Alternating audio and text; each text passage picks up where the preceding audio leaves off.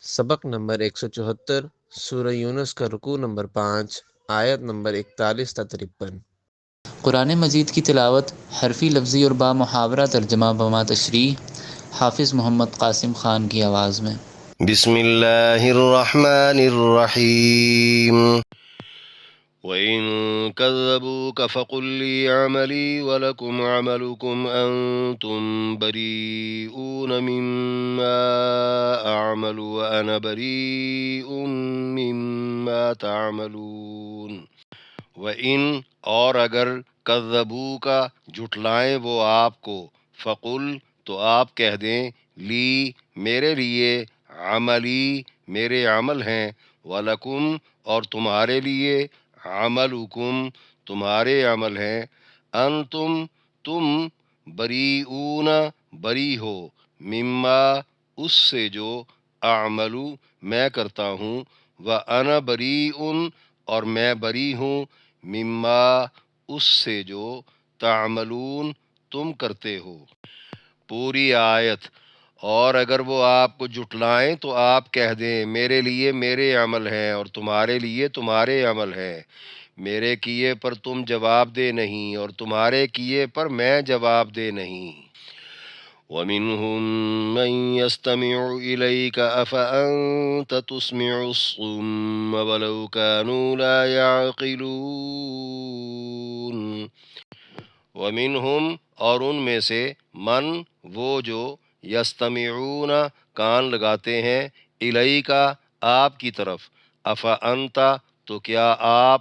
تسمع سنا لیں گے، الصم بہرے کو، ولو اگرچہ، کانو ہوں وہ، لا یعقلون نہیں عقل رکھتے۔ پوری آیت۔ اور ان میں سے بعض ایسے ہیں جو آپ کی طرف کان لگاتے ہیں، تو کیا آپ بہروں کو سنا سکتے ہیں اگرچہ وہ نہ سمجھتے ہوں۔ وَمِنْهُمْ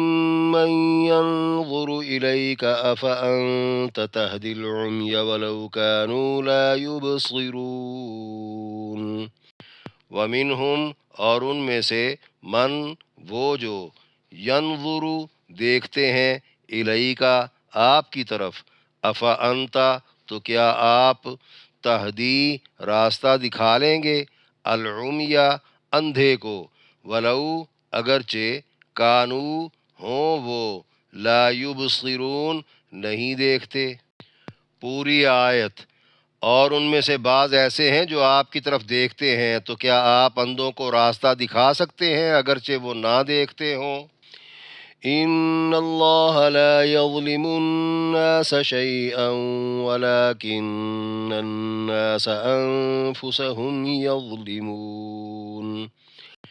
ان اللہ بے شک اللہ، لا یظلم نہیں ظلم کرتا، الناس لوگوں سے، شیئا کچھ بھی، ولکن الناس اور لیکن لوگ، انفسہم اپنی جانوں پر، یظلمون ظلم کرتے ہیں۔ پوری آیت۔ بے شک اللہ تو لوگوں پر ظلم نہیں کرتا لیکن لوگ ہی اپنے آپ پر ظلم کرتے ہیں۔ وَيَوْمَ يَحْشُرُهُمْ كَأَن لَّمْ يَلْبَثُوا إِلَّا سَاعَةً مِّنَ النَّهَارِ يَتَعَارَفُونَ بَيْنَهُمْ قَدْ خَسِرَ الَّذِينَ كَذَّبُوا بِلِقَاءِ اللَّهِ وَمَا كَانُوا مُهْتَدِينَ۔ وَيَوْمَ اور جس دن، یحشرہم جمع کرے گا وہ انہیں، کأن گویا، لم یلبسوا نہیں ٹھہرے وہ، الا مگر، ساعتن ایک گھڑی، من النہاری دن سے، یتعارفون پہچان رکھتے ہوں گے وہ، بینہم اپنے درمیان، قد خسرا تحقیق نقصان اٹھایا، الذین ان لوگوں نے، کذبوا جھٹلایا انہوں نے، بلقاء اللہ اللہ سے ملنے کو، وما کانوا اور نہ تھے وہ، مہتدین ہدایت پانے والے۔ پوری آیت۔ اور جس دن وہ انہیں جمع کرے گا، گویا وہ نہیں ٹھہرے تھے مگر دن کی ایک ہی گھڑی، وہ ایک دوسرے کو پہچانتے ہوں گے، جنہوں نے اللہ کی ملاقات کو جھٹلایا بلا شبہ وہ خسارے میں رہے اور وہ ہدایت پانے والے نہ تھے۔ وَإِمَّا نُرِيَنَّكَ بَعْضَ الَّذِي نَعِدُهُمْ أَوْ نَتَوَفَّيَنَّكَ فَإِلَيْنَا مَرْجِعُهُمْ ثُمَّ اللَّهُ شَهِيدٌ عَلَى مَا يَفْعَلُونَ۔ وَإِمَّا اور اگر نُرِيَنَّكَ آپ کو دکھا دیں ہم بعض الذی بعض وہ جو نعیدہم وعدے دیے ہم نے ان کو، او نتوفینک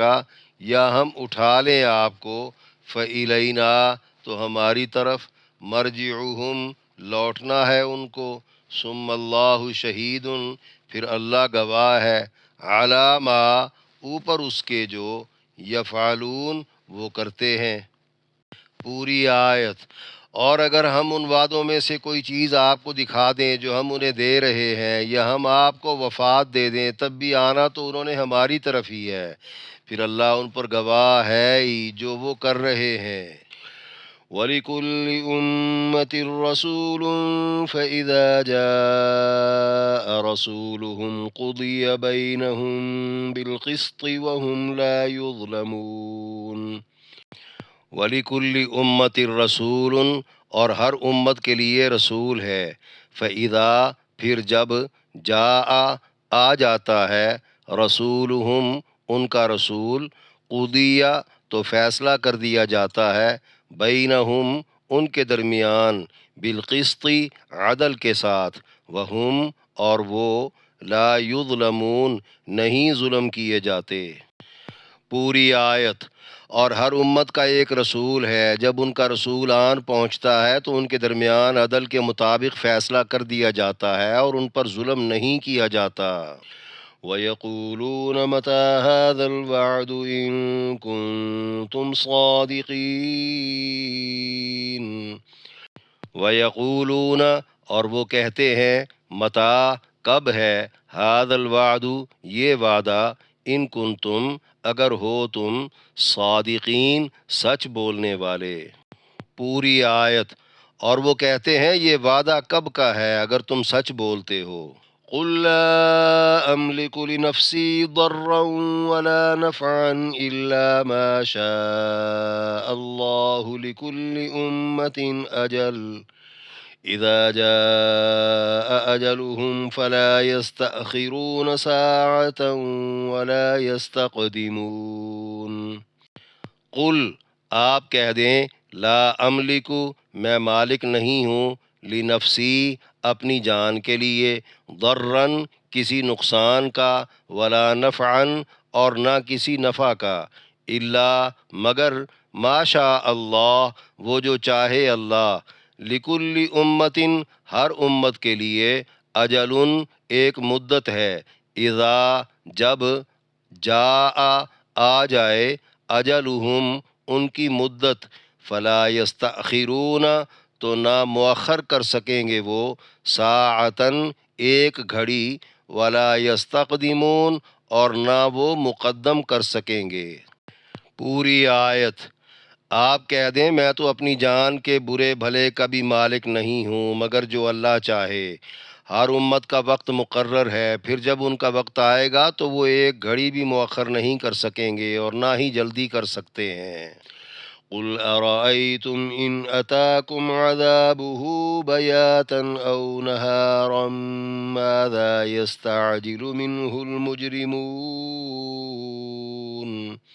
قل آپ کہہ دیں، ارأیتم بھلا دیکھو تم، ان اتاکم اگر آ جائے تم پر، عذابہ اس کا عذاب، بیاتن رات کو، او یا نہارن دن کو، ماذا کیا ہے، یستعجل جلدی کرتے ہیں وہ، منہ اس سے، المجرمون جرم کرنے والے۔ پوری آیت۔ آپ کہہ دیں بھلا دیکھو تو اگر تم پر اس کا عذاب رات کو یا دن کو آ جائے تو اس میں ایسی کیا چیز ہے جسے مجرم لوگ جلدی مانگتے ہیں۔ اثم اذا ما وقع آمنتم به الآن وقد كنتم به تستعجلون اثم کیا پھر اذا ما جب وہ وقع واقع ہو جائے آمنتم مان جاؤ گے تم بھی اس کو الآن تب وقد کنتم اور یقیناً تھے تم بھی اس کو تستعجلون جلد چاہتے پوری آیت کیا پھر جب وہ واقع ہو جائے گا تو تب اس پر یقین کرو گے اور تم ہی اس کی جلدی مچاتے تھے ثم قیل للذین ظلموا ذوقوا عذاب الخلد هل تجزون الا بما کنتم تکسبون ثم پھر قیل کہا جائے گا للذین ان لوگوں کے لیے جو ظلموا ظلم کیا انہوں نے ذوقوا چکھو تم عذاب الخلد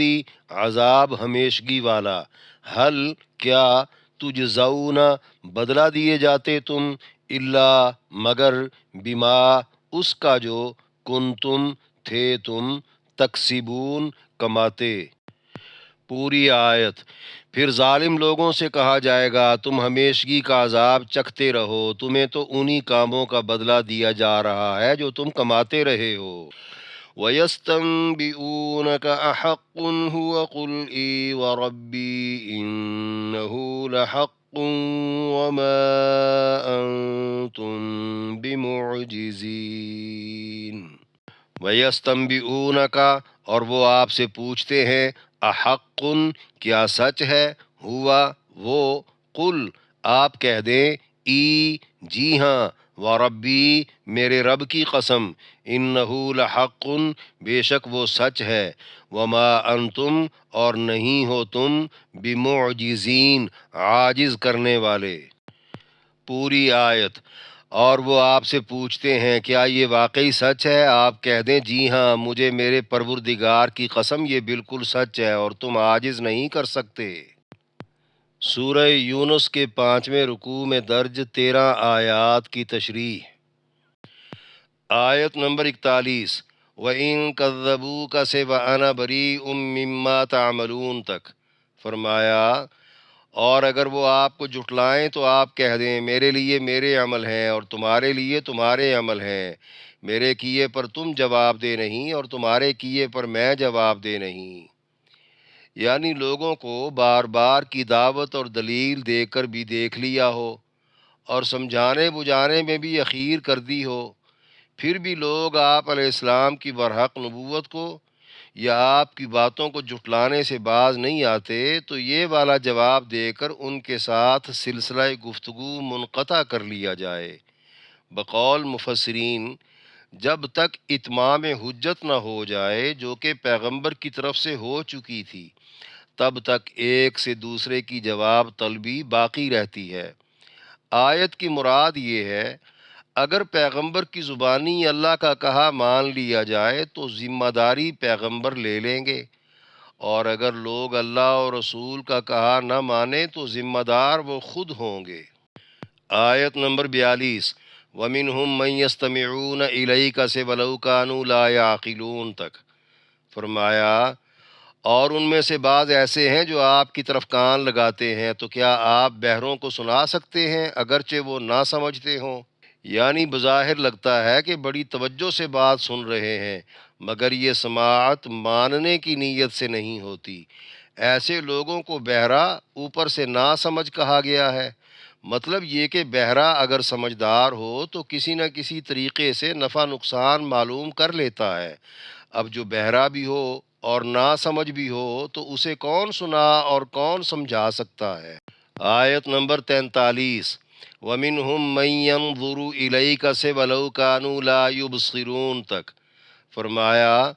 اور ان میں سے بعض ایسے ہیں جو آپ کی طرف دیکھتے ہیں تو کیا آپ اندھوں کو راستہ دکھا سکتے ہیں اگرچہ وہ نہ دیکھتے ہوں یعنی بظاہر لگتا ہے کہ بڑی حیرانگی سے معجزات اور کمالات وغیرہ دیکھ رہے ہیں شاید تصدیق کر دیں اور ہدایت پا جائیں مگر نیت میں تصدیق کی بجائے تنقید ہوتی ہے۔ ایسے لوگوں کو اندھا اور بصیرت سے محروم کہا گیا ہے۔ مطلب یہ کہ اندھا اگر صاحب بصیرت ہو تو کچھ نہ کچھ راستہ محسوس کر لیتا ہے۔ اب جو بصارت اور بصیرت دونوں سے محروم ہو تو کون اسے راستہ دکھا سکتا ہے؟ بقول مفسرین، پچھلی آیت اور اس آیت میں پیغمبر کے لیے تسلی بھی ہے کہ وہ لوگوں کے انکار پر صدمہ نہ کیا کریں، اور یہ بھی کہ پیغمبر کسی کو ہدایت بخشنے پر قادر نہیں ہے۔ آیت نمبر 44، ان اللہ لا یظلم سے ولکن الناس انفسہم یظلمون تک فرمایا، بے شک اللہ تو لوگوں پر ظلم نہیں کرتا لیکن لوگ ہی اپنے آپ پر ظلم کرتے ہیں۔ یعنی اللہ یہ ظلم نہیں کرتا کہ لوگوں کو سننے دیکھنے کی صلاحیتوں سے ہی محروم کر دے، یا عقل فہم سلب کر لے اور استدلال کا ہنر چھین کر کہے کہ ہدایت پر چلو، یا یہ کہ ایسے احکام نازل کر دے جن پر عمل کرنا لوگوں کے لیے محال ہو۔ اور لوگوں کا اپنے آپ پر ظلم یہ ہے کہ وہ حواس خمسہ کو صحیح کی بجائے غلط استعمال کریں، سوجھ بوجھ سے ذرا کام نہ لیں۔ اب لوگوں میں کچھ تو ایسے ہیں جو تعصب اور ضد میں مبتلا ہو کر پہلے ہی فیصلہ کر بیٹھتے ہیں کہ بات جتنی بھی قابل قبول ہو نہیں ماننی، اور کچھ ہاں ہاں کرتے رہتے ہیں مگر اپنے رسم و رواج، طور طریقے اور مفادات چھوڑنا ہی نہیں چاہتے، اور بعض جانوروں کی طرح چرنے چگنے اور نفس کی لذتوں میں مست رہنے کو ترجیح دیتے ہیں۔ انہیں اس بات سے کوئی دلچسپی نہیں ہوتی کہ کیا صحیح اور کیا غلط ہے۔ یہ بھی مطلب ہو سکتا ہے کہ قیامت کے دن منکرین کو عذاب دینا ظلم نہیں ہوگا بلکہ سراسر انصاف ہوگا، کیونکہ عذاب کے اسباب لوگوں نے خود ہی اختیار کر رکھے ہیں۔ آیت نمبر 45، وَيَوْمَ يَحْشُرُهُمْ سے وَمَا كَانُوا مُهْتَدِينَ تک فرمایا، اور جس دن وہ انہیں جمع کرے گا گویا وہ نہیں ٹھہرے تھے مگر دن کی ایک ہی گھڑی، وہ ایک دوسرے کو پہچانتے ہوں گے۔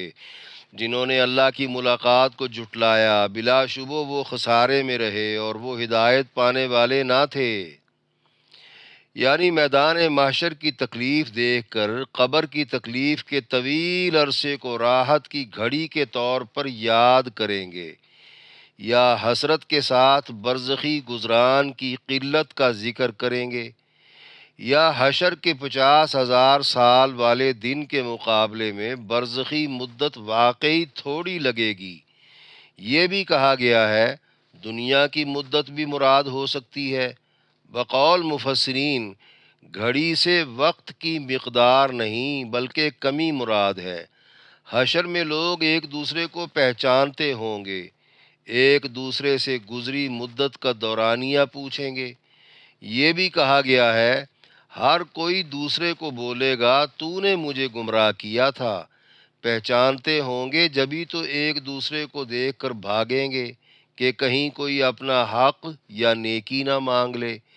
جن آیتوں میں پہچان کی نفی مذکور ہے ان سے مراد پریشانی بڑھ جانے پر نفسا نفسی کی کیفیت ہے، کیونکہ مختلف مقامات ہوں گے جہاں کیفیت بدلتی رہے گی، ورنہ پہچان تو جنت جہنم میں جانے کے بعد بھی باقی رہے گی۔ فرمانبرداروں کے تعلقات ایک دوسرے کے کام آئیں گے جبکہ نافرمان لوگ ایک دوسرے کے لیے بوجھ ہوں گے، کیونکہ وہ اللہ کی ملاقات کو جھٹلا کر خسارے میں پڑ چکے ہوں گے۔ یہ وہ طبقہ ہے ازل سے جن کے مقدر میں سرے سے ہدایت ہی نہ تھی۔ آیت نمبر 46، وَإِمَّا نُرِيَنَّكَ سے ثُمَّ اللَّهُ شَهِيدٌ عَلَى مَا يَفْعَلُونَ تک فرمایا، اور اگر ہم ان وعدوں میں سے کوئی چیز آپ کو دکھا دیں جو ہم انہیں دے رہے ہیں، یا ہم آپ کو وفات دے دیں، تب بھی آنا تو انہوں نے ہماری طرف ہی ہے، پھر اللہ ان پر شاہد ہے ہی جو وہ کر رہے ہیں۔ یعنی کفار کی پکڑ اور اسلام کے غلبے کے وعدوں میں سے کچھ واقعات پیغمبر کو دکھا دیے جائیں، جیسے بدر اور حنین کی فتح، جسے دیکھ کر پیغمبر کی آنکھیں ٹھنڈی ہو گئیں، یا پھر پیغمبر کی وفات پہلے ہو جائے اور وعدوں کی تکمیل بعد میں ہو،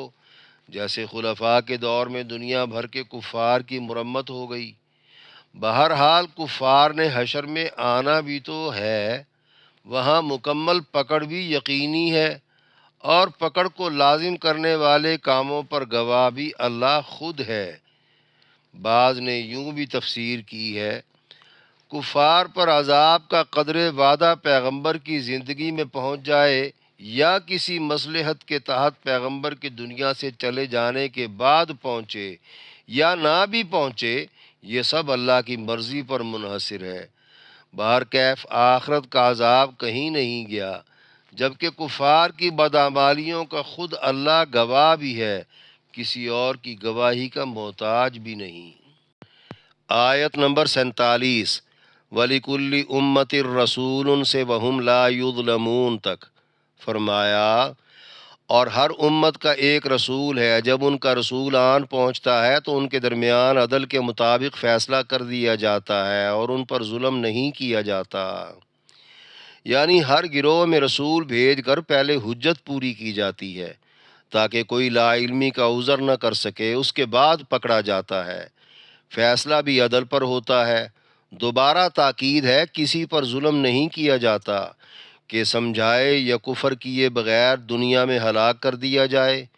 یا نیکی کا ثواب کم کر کے بدی کا عذاب زیادہ کر دیا جائے۔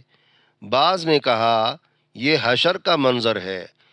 جہاں ہر نبی کو بلا کر اس کی گواہی پر اس کے امتیوں کے حق میں جزا یا سزا کا فیصلہ سنایا جائے گا۔ بقول مفسرین، آیت میں رسول سے مراد انبیاء اور ان کے نائبین، ورثاء اور نمائندے سب شمار ہیں۔ امت سے مراد وہ تمام لوگ ہیں جو نبی کے کل زمانہ نبوت میں ہوں، خواہ ان تک نبی کی دعوت لوگوں کے ذریعے سے پہنچے، بذات خود نبی ان تک نہ بھی پہنچے ہوں۔ آیت نمبر 48 وَيَقُولُونَ مَتَىٰ سے إِن كُنتُمْ صَادِقِينَ تک فرمایا، اور وہ کہتے ہیں یہ وعدہ کب کا ہے اگر تم سچ بولتے ہو۔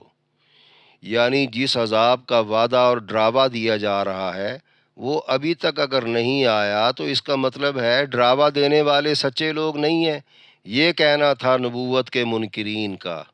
آیت نمبر 49 قُل لَا أَمْلِكُ لِنَفْسِي سے وَلَا يَسْتَقْدِمُونَ تک فرمایا، آپ کہہ دیں میں تو اپنی جان کے برے بھلے کا بھی مالک نہیں ہوں مگر جو اللہ چاہے۔ ہر امت کا وقت مقرر ہے، پھر جب ان کا وقت آئے گا تو وہ ایک گھڑی بھی مؤخر نہیں کر سکیں گے اور نہ ہی جلدی کر سکتے ہیں۔ یعنی بتا دیا جائے عذاب کا معاملہ پیغمبر کے ہاتھ میں نہیں بلکہ اللہ کے اختیار میں ہوتا ہے۔ پیغمبر تو اپنی جان تک کے معاملے میں بے اختیار ہوتے ہیں مگر جو اللہ چاہے، اس کا مطلب ہے نفع نقصان کے معاملے میں جتنی قدرت اللہ نے دے رکھی ہے بس وہی ہے، یا پھر اللہ کو جو منظور ہو وہی نفع ملتا اور نقصان ٹلتا ہے۔ ہر نافرمان قوم چاہے وہ ہلاک ہو گئی ہو یا آئندہ ہلاک ہونے والی ہو، ان سب کے لیے اللہ کے ہاں ایک وقت مقرر ہے جسے کوئی آگے پیچھے نہیں کر سکا یا آئندہ نہیں کر سکے گا۔ آیت نمبر 50 قُلْ أَرَأَيْتُمْ سے مَاذَا يَسْتَعْجِلُ مِنْهُ الْمُجْرِمُونَ تک فرمایا، آپ کہہ دیں بھلا دیکھو تو اگر تم پر اس کا عذاب رات کو یا دن کو آ جائے تو اس میں ایسی کیا چیز ہے جسے مجرم لوگ جلدی مانگتے ہیں۔ یعنی بندہ جلدی تو اس چیز کی مچاتا ہے جس میں کوئی فائدہ ہو۔ فرض کرو اگر تم پر عذاب آ جائے رات کو جب غفلت ہوتی ہے یا دن کو جب مشغولیت ہوتی ہے، تو عذاب جیسی ناگوار چیز کو کون پسند کرے گا؟ حیران کن بات ہے کہ مشرکین مکہ عذاب کا مطالبہ کیا کرتے تھے۔ یہ بھی کہا گیا ہے اچانک عذاب آنے پر جلدی سے بچاؤ، اگر نہ ہو سکے تو مانگنے کا فائدہ ہی کیا۔ بعض کے خیال میں یہ پوچھا جا رہا ہے کہ عذاب آنے کے بعد کس چیز میں جلدی مچاؤ گے، مطلب کہ کیا پھر اس جیسا دوسرا عذاب مانگو گے یا عذاب سے نجات مانگو گے؟ گویا مجرموں پر جب پہلے ہی عذاب لازم ہو چکا ہو تو پھر جلدی کا مطالبہ ان کے حق میں کیسے مفید ہو سکتا ہے؟ آیت نمبر 51 اثم اذا ما وقع سے وقد کنتم بہ تستعجلون تک فرمایا کیا پھر جب وہ واقع ہو جائے گا تو تب اس پر یقین کرو گے اور تم ہی اس کی جلدی مچاتے تھے، یعنی بار بار عذاب کا تقاضا اس لیے کرنا کہ اسے جھٹلایا جا سکے، پھر جب وہ آ گیا تو اسے جھٹلایا نہ جا سکے گا مگر تب کا یقین کار آمد نہ ہوگا، پھر تو جلدی مچانے کا مزہ چکھنا ہی پڑے گا۔ آیت نمبر 52 ثم قیل للذین ظلموا سے هل تجزون الا بما کنتم تکسبون تک فرمایا پھر ظالم لوگوں سے کہا جائے گا تم ہمیشگی کا عذاب چکھتے رہو، تمہیں تو انہی کاموں کا بدلہ دیا جا رہا ہے جو تم کماتے رہے ہو۔ یعنی کفر و شرک میں مبتلا نافرمان لوگوں کو مانگنے کے باوجود یہاں اگر عذاب نہیں بھی ہوتا تو آخرت میں ہمیشہ عذاب ہوتا رہے گا، عذاب کے سوا ان کے کیے کا بدلہ کچھ اور نہ ہوگا۔ آیت نمبر 53 وَيَسْتَنْبِئُونَكَ أَحَقٌّ هُوَ سے وَمَا أَنْتُمْ بِمُعْجِزِينَ تک فرمایا اور وہ آپ سے پوچھتے ہیں کیا یہ واقعی سچ ہے؟ آپ کہہ دیں جی ہاں، مجھے میرے پروردگار کی قسم یہ بالکل سچ ہے اور تم عاجز نہیں کر سکتے۔ یعنی کفار و مشرکین کا پوچھنا سمجھنے یا ماننے کے لیے نہیں بلکہ مذاق و انکار کی بنیاد پر ہے، لیکن آپ علیہ السلام قسم کھا کر بتا دیں کہ دنیا میں کسی بھی وقت عذاب کا آ جانا